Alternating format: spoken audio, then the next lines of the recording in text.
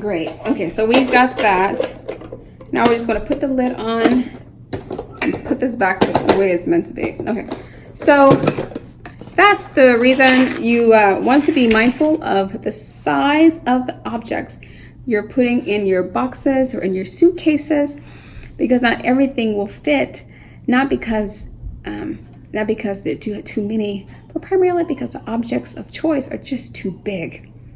So I just want to demonstrate that with respect to capacity. I remember back when I was a child, I'd go to the theaters or some sort of auditorium, and on the wall it would say capacity limit. Have you ever seen that? Capacity limit. What they're saying is we have a capacity limit of a certain number of bodies. This theater can only hold so many physical bodies. So they would give us that warning. Okay, so what we're going to do right now is measure using weight. Now we don't necessarily use the weight component of this right now. You can look here, if you look very closely, you can see where it says 400 milliliters. This is with respect to volume, with respect to liquids. You could pour up to 400 milliliters of some fluid. But usually when we're using this balance, we're not measuring fluid, not typically. Oftentimes, I just want to drive home a certain concept we call weight with respect to solid objects. Now, on this board, we have tea bag, boiled egg. Those are the first two things we're going to compare. Then we're going to compare canned beans with a pasta box. And finally, lemon with watermelon. Lemon with watermelon. And we may actually, instead of the box, just go with pasta because the box may be too big to fit in. So lemon and watermelon. So let's try, we're going to start with a tea bag. So we'll put the tea bag on this side and the boiled egg on this side. Remove the lid. Okay, so here's just a plain old tea bag. We're going to add it right inside. And here's a boiled egg. Which do you think is going to weigh the most? The tea bag or the egg? We don't know. Let's find out. Tea bag and the egg. The egg weighs much more. And so that's the reason it's closer to the ground, and because it's heavier, and the lighter object, it comes up when placed on a balance. Okay. So that's the boiled egg and the tea bag. What if we were to measure instead canned beans? I have canned beans here, just plain old canned beans. Actually, I want to ask this question because I wonder if my students are able to make this connection really quickly.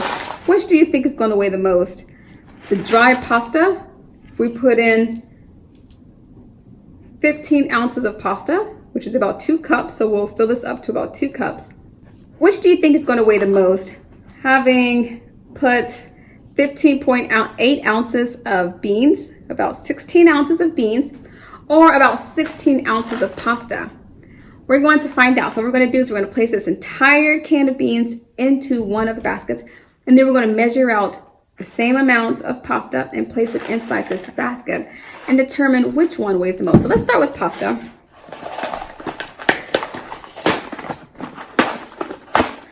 Now, the way I'm going to make sure that these two are equal in terms of volume is by measuring 16 ounces. This cup, it can hold 8 ounces of content. I think we talked about this in the previous, maybe 2 weeks ago. 1 cup can measure 8 ounces of content. And so that's how we're going to measure this, because we're going to do 2 cups, which would be 16 ounces. So we have 16 ounces of beans, 16 ounces of pasta. Let's find out which is going to win.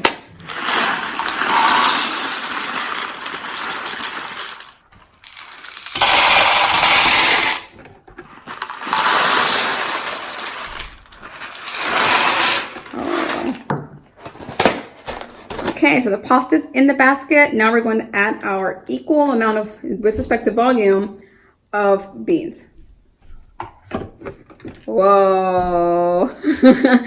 So which weighs the most? The one with the greater amount of weight or density is actually the beans. And the reason for that, at least with respect to, one thing I want to point out, is that it's inside a can. And the can is the can comes with its own weight. And so not only are the beans themselves dense, the can is also dense. And then you have to take into account the water that's inside the can with the beans. So even without having a balance and being able to do all this, you can still make a proper, objective, discerning call with respect to pasta and beans, and be able to determine which is the most, which is the least, just by looking at it. But even if you need to go and get a balance, that's okay too. Sometimes a balance is needed. Okay, so we're gonna put everything back. And thank you for joining me with this experiment today. It's always fun to be able to use our scientific reasoning to reach the conclusions that we do, isn't it? Well, this has been another fun and wonderful lesson. Thank you so much for joining me today. But until next time, God bless.